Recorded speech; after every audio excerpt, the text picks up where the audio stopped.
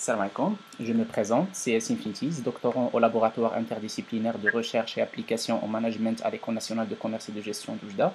Je suis encadré par M. Zarak Zoubir. Je travaille sur le marketing des produits de la Banque islamique et je suis là aujourd'hui parmi vous pour vous présenter ma communication intitulée Les sources de motivation des clients à l'adoption des produits de la Banque islamique au Maroc.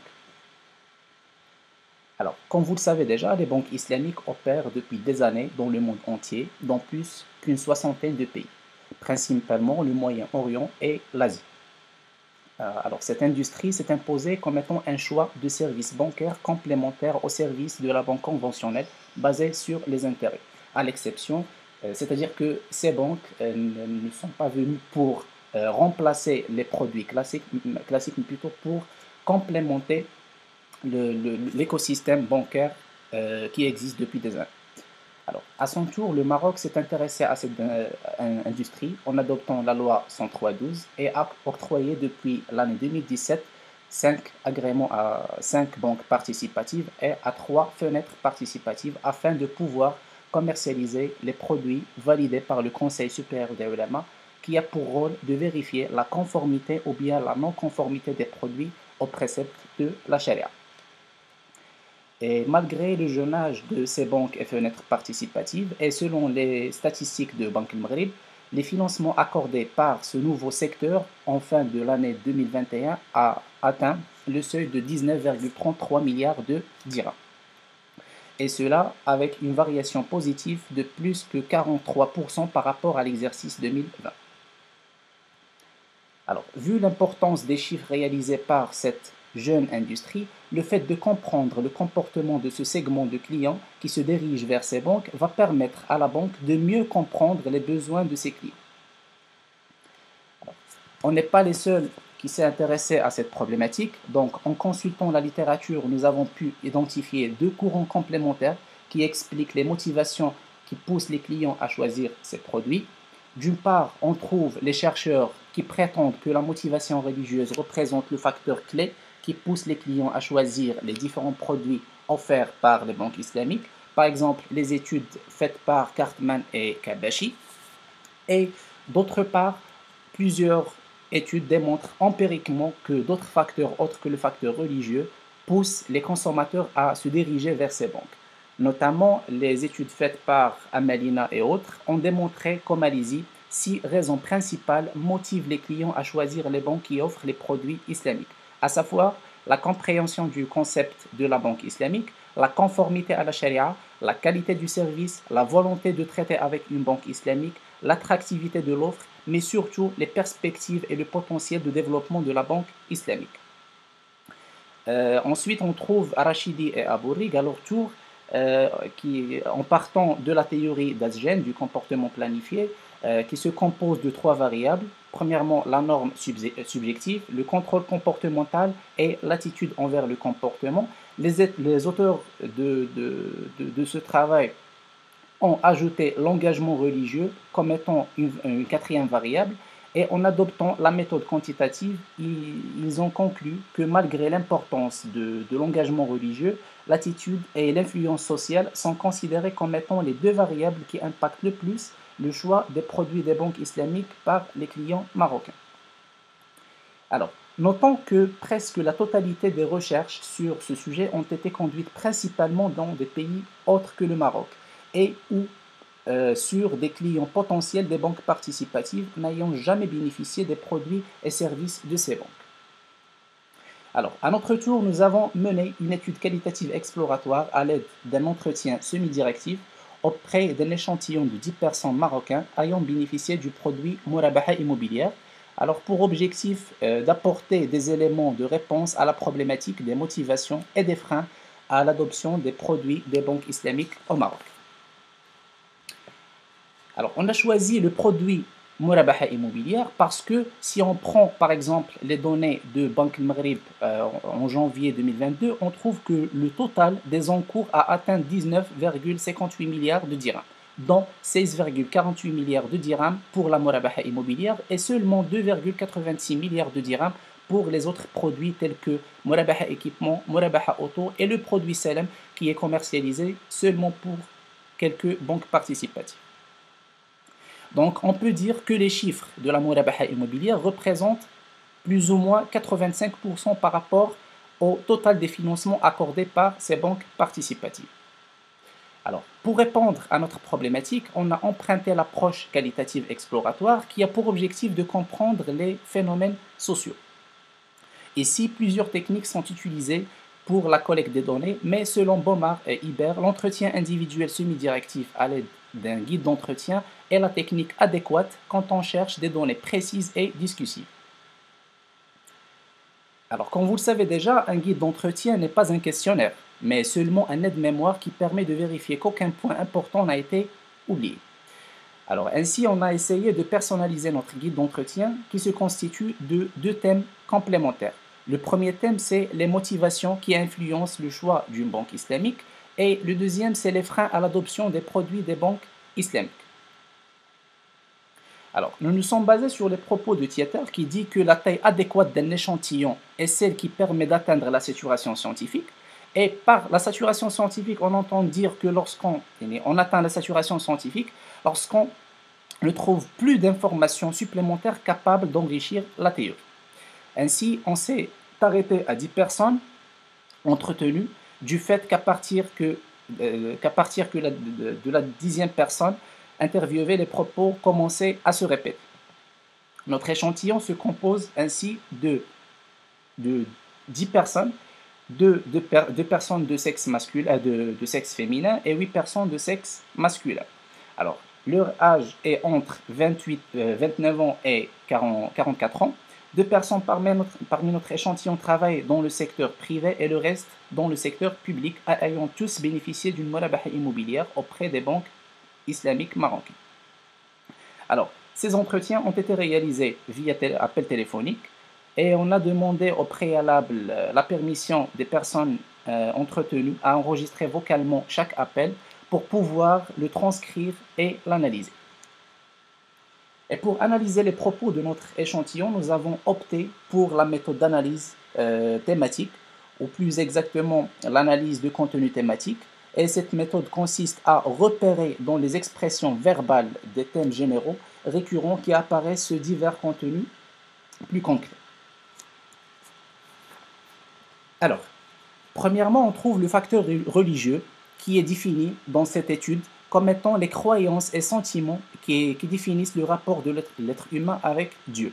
Alors 100% des personnes interviewées déclarent que le facteur religieux est un facteur qui influence le choix des banques islamiques et cela apparaît particulièrement dans les entretiens 1 et 2. Donc si on prend l'exemple de la deuxième personne entretenue, alors le nombre des guichets automatiques et d'agences est limité. Même le coût d'opération est relativement élevé par rapport aux banques conventionnelles. Donc, à part le motif religieux, je ne pense pas qu'il y ait une autre raison pour choisir une banque islamique. Alors, le deuxième facteur, c'est la compréhension du mode de fonctionnement ainsi que les produits offerts par les banques islamiques. Alors, c'est un facteur qui influence également le comportement du consommateur vis-à-vis des produits des banques islamiques au Maroc. Alors, on trouve 60% des personnes entretenues déclarent n'avoir aucune idée concernant les autres produits à part le produit murabaha. Et malheureusement, 100% des personnes entretenues signalent que ces banques ne font pas assez d'efforts pour se faire connaître. Et cela apparaît dans ce que je vais présenter maintenant.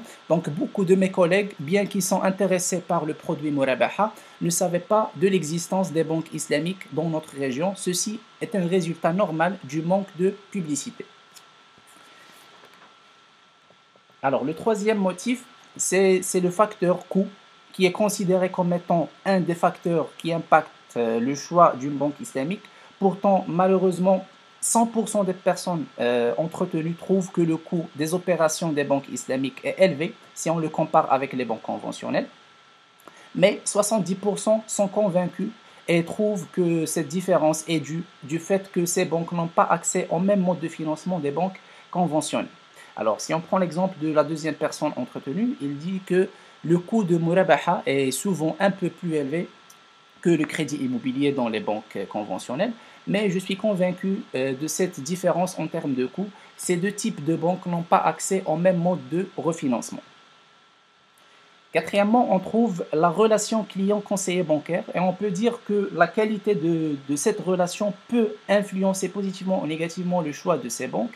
Et si on prend l'exemple de la sixième personne entretenue, elle dit que en raison de disponibilité et de bons relationnels du personnel d'une banque islamique, je suis prêt à payer entre 50 et 100 dirhams de plus par mois pour avoir le même produit.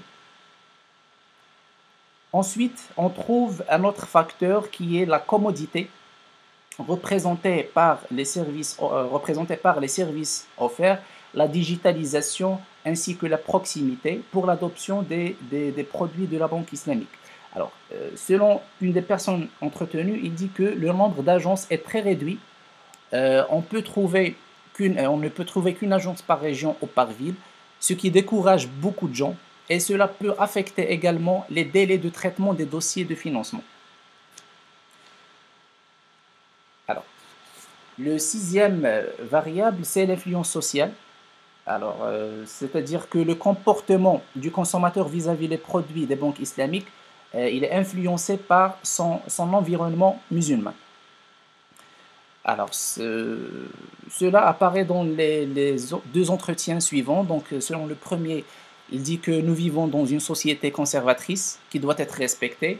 Alors, la quatrième personne entretenue nous dit que nos parents étaient religieux et ils nous ont élevés à suivre la voie de Dieu. Le septième variable, c'est l'incomplétude de l'écosystème de la finance islamique. Alors, 40% des personnes interviewées ont parlé d'un facteur non cité dans la littérature et qui impacte négativement la décision de choisir une banque islamique, et c'est l'absence de l'assurance islamique Takaful. Ensuite, on trouve que les propos ci-après démontrent l'importance de compléter l'écosystème de la finance islamique. Donc, selon la deuxième personne entretenue, il dit que j'ai peur de ce qui peut arriver en cas de décès ou d'invalidité, surtout en absence de l'assurance Takaful, mais j'ai une conviction que l'important est que l'opération est conforme à la charia. La cinquième personne entretenue nous a dit qu'il y a des gens qui ne sont pas encouragés à acquérir un logement via Murabaha car il n'y a pas d'assurance jusqu'au moment. L'objectif de cette communication était d'identifier les variables qui impactent le comportement de choix des produits de la banque islamique au Maroc. Donc, les propos des personnes interviewées nous ont permis de confirmer, dans un contexte marocain, les résultats empiriques de la littérature traitant ce sujet. Alors, l'intention du consommateur d'opter pour les produits de la banque participative est influencée par le facteur religieux, c'est-à-dire la conformité des produits de ces banques à la charia, par la connaissance du consommateur à propos de ces banques et des produits qu'elles proposent, par la compétitivité de ces produits en termes de prix, par la disponibilité et le bon relationnel du personnel, par la couverture des agences de ces banques à travers le royaume, par l'influence de l'environnement islamique auquel appartient ce segment de consommateurs, mais aussi les résultats de notre étude exploratoire nous ont permis d'identifier un facteur très important non cité dans la littérature, et c'est l'incomplétude de l'écosystème de la finance islamique au Maroc qui se matérialise par l'absence de l'assurance islamique Takaful.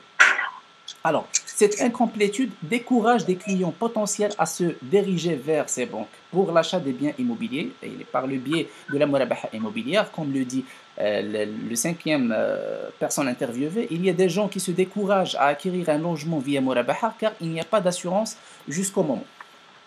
Et également laisse les clients ayant déjà bénéficié des produits de ces banques dans une situation de malaise et d'inquiétude face au risque de perdre leurs biens en cas de décès ou d'invalidité.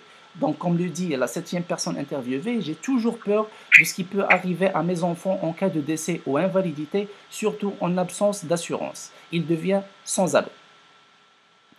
Mais les clients, c'est vrai, les clients attendent depuis l'année 2017, mais bien heureusement, depuis le début de l'année 2022, la CAPS a commencé à octroyer des agréments et a commencé par l'octroi de 3 agréments à Wafa Takaful, Takaful Assurance ou Ta'aouniyat Ta'min Takaful. Bien sûr, je ne vais pas te donner les produits de l'assurance Takaful, c'est puisque mes collègues qui ont travaillé sur la commercialisation de l'assurance Takaful au Maroc vont s'en charger sans doute. Alors, Sur le plan managérial, notre étude nous a permis également de proposer des recommandations aux banques et fenêtres participatives. S'il vous plaît, essayez de respecter, d'être bref. D'accord, madame. D'accord, merci. Alors, premièrement, il faut diversifier les produits offerts par ces banques par la mise en place de Istisna, Ijara et surtout les produits basés sur la participation, notamment le produit Modaraba et Musharaka. Deuxièmement, il faut améliorer la politique de distribution par la multiplication du nombre d'agences afin d'amplifier la couverture dans tout le royaume. Troisièmement, veiller sur le renforcement de la communication marketing pour faire face à la méconnaissance des clients potentiels de l'existence de un de ces banques et également de leurs produits. Quatrièmement, essayer bien sûr d'aligner la marge bénéficiaire des produits participatifs avec les intérêts des produits des banques conventionnelles. Et malgré son apport théorique et managérial, cette étude qualitative exploratoire présente une limite vu qu'elle a été réalisée sur un échantillon de particuliers seulement, salariés et fonctionnaires, donc des recherches semblables destinées aux entreprises, administrations publiques et collectivités territoriales seraient souhaitables. Voilà, c'est tout pour moi et je vous remercie pour votre attention. Merci à vous, Monsieur Yassine. Je vous remercie pour votre présentation, pour l'effort que vous avez déployé pour mener à bien cette recherche, qui était à la fois une recherche documentaire et aussi empirique. Donc, c'était bien détaillé, que ce soit par rapport à la partie revue de littérature que par rapport à la partie empirique. Vous avez essayé d'expliquer la méthodologie, vos choix méthodologiques, ainsi de présenter vos résultats. Et par la suite, d'expliquer les limites. D'ailleurs, ce sont des limites que j'avais l'intention de vous les poser, mais vous les avez citées.